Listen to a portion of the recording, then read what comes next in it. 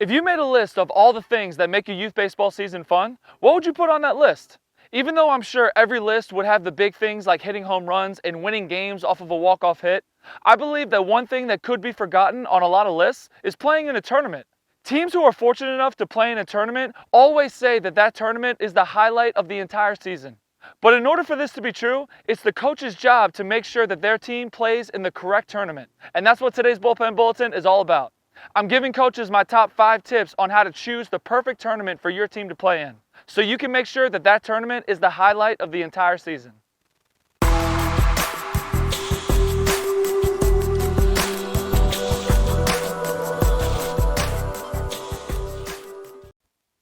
Hey team, it's Coach Hart with Building Better Baseball, the best place for baseball education.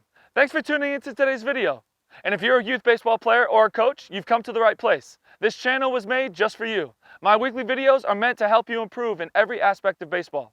And as my gift to you for stopping by, I'm giving away a couple free guides at the end, so don't miss out.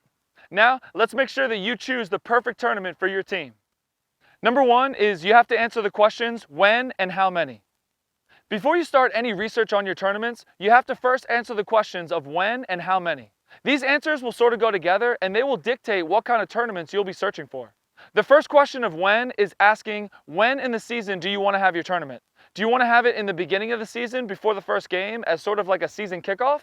Do you want to have a mid-season tournament? Or do you want to have your tournament at the end of the season as sort of like a season finale sort of thing?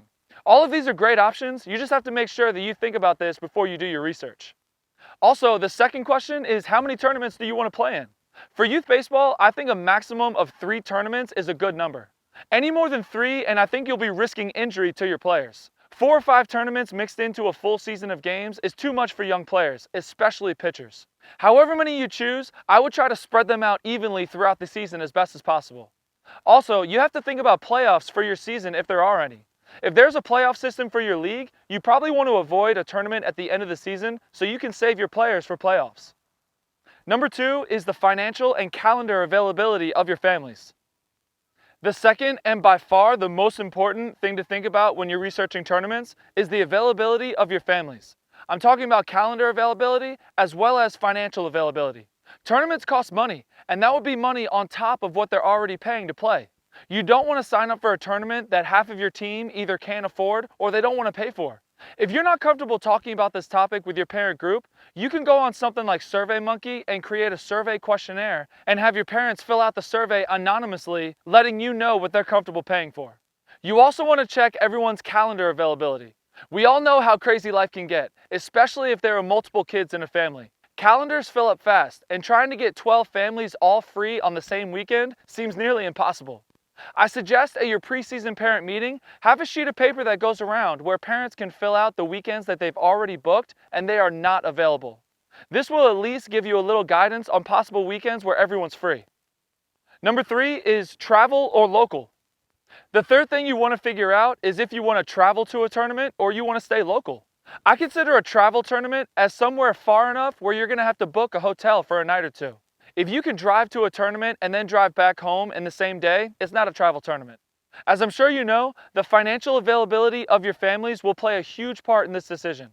When you sign up for a travel tournament, you're also signing up to pay for lodging, food, and entertainment while you're there. If you choose a local tournament, that allows families the choice to either participate in post-game team festivities after the day of games, or they can go home. When I coached, we always did 1 local tournament and 1 travel tournament, and I thought that was a perfect balance. The travel tournament was something that we planned before the season started, and it was really the highlight of the entire season. And the local tournament was just something fun and different from the regular season. Number 4 is the talent level of your team. These last 2 points kind of go hand in hand. The fourth thing you want to think about is the talent level of your team. Now, I know this might be hard for some of you to hear, but I'm going to say it anyways. Not all teams are created equal, and not every team has the chance to win the championship. That's just the way it is. So for this one, it's time to get real and truly think about how good your team really is. After you figure this out, this is where your research is really going to pay off for you. When you have a solid grasp on your team's talent level, you want to research tournaments that fit your team's level. There are a lot of tournaments that advertise different brackets of the tournament. They're going to have an A group, a B group, and a C group. You want to look for these because this is where you're going to find other teams that are similar to your team. What you don't want to do is you don't want to sign up for a tournament without doing any research on the level of competition. Your team is going to end up playing the Dodgers in the first game and be on the wrong side of a lopsided game that doesn't get past 4 innings. That would not be a fun experience. Make sure you find tournaments with the level of competition similar to your team. Number 5 is the experience or the win.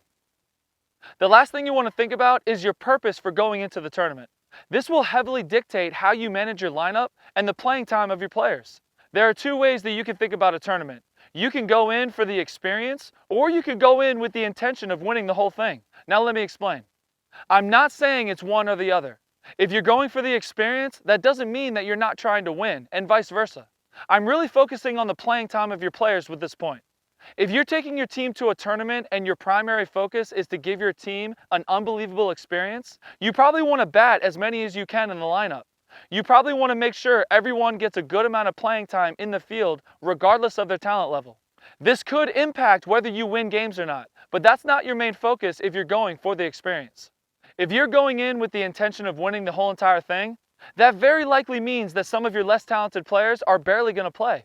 You'll be hitting only your best 9 or 10 players, and you'll be maxing out your best pitchers. If this is your intention, I think having a conversation with the players who won't be playing much is a good idea.